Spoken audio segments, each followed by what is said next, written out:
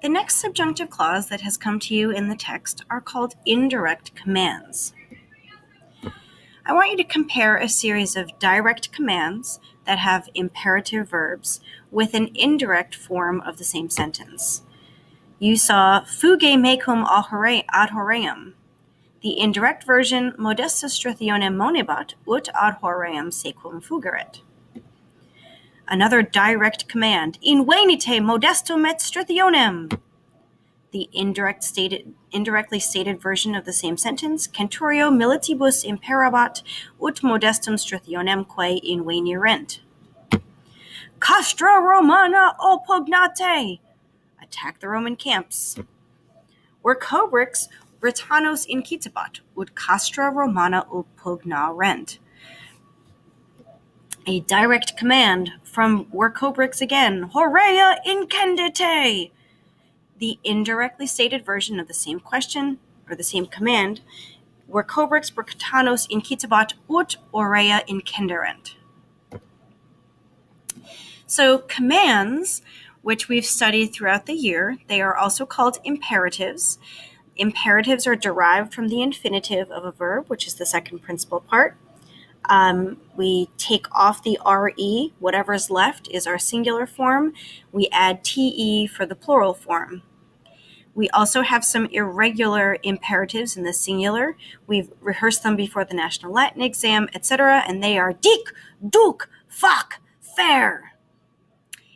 In an indirect command, we're going to use the subjunctive mood in order to embed that command into a larger sentence.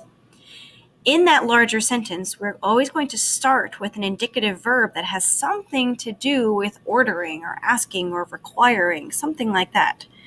And then the subjunctive verb is going to be the action that's requested. Instead of a direct command, that command idea, the thing that you're being commanded to do, gets embedded as a subjunctive verb in an indirect command sentence. So there are some examples for you on the next slide, and I want you to pay attention to the indicative verb that has to do with ordering, as well as the subjunctive verb that contains the thing that somebody's being ordered to do. Modestus Strithione monebat ut ad aureum secum fugaret. Modestus was warning Strithio to flee with him to the granary. Monebat is our verb of warning, which has that sort of commanding nature underpinning it. Strithio quoquo persuasit ut canam splendidam pararet. Strithio persuaded the cook to prepare a splendid dinner. Persuaded, although it's not a direct command, it has this idea that you didn't just ask someone, you kind of strong-armed them into doing something. And so that's why it's used in an indirect command sentence. So the thing that's new in all these sentences is that ut has a brand new meaning. Ut is used when somebody is asked to do something. You've used ut in a purpose clause before. This has a similar idea, except it's executed slightly differently. We are not, however, going to use an infinitive still. If Modestus asks or required Strithio to flee, we're still not going to use fugere as just a plain old infinitive. We still want infinitives to merely complete the thought of another verb.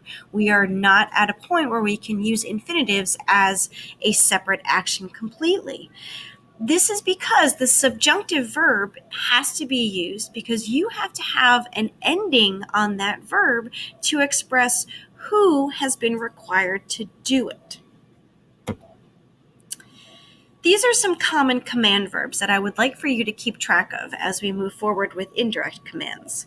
There's the verb of encouraging, invito invitare, to invite, obsecro, to beseech, which is a very fancy word for begging, oro orare, which means to beg, rogo rogare, to ask, monea monere, to warn. There are also some very common verbs of commanding that you're going to encounter that take a dative object, and I want you to be aware of that so that you know who exactly is being asked or required to do these actions in an indirect command. Those verbs are impero, imperare, to order, persuadeo, persuadere, to persuade, praecipio, praecipere, to instruct.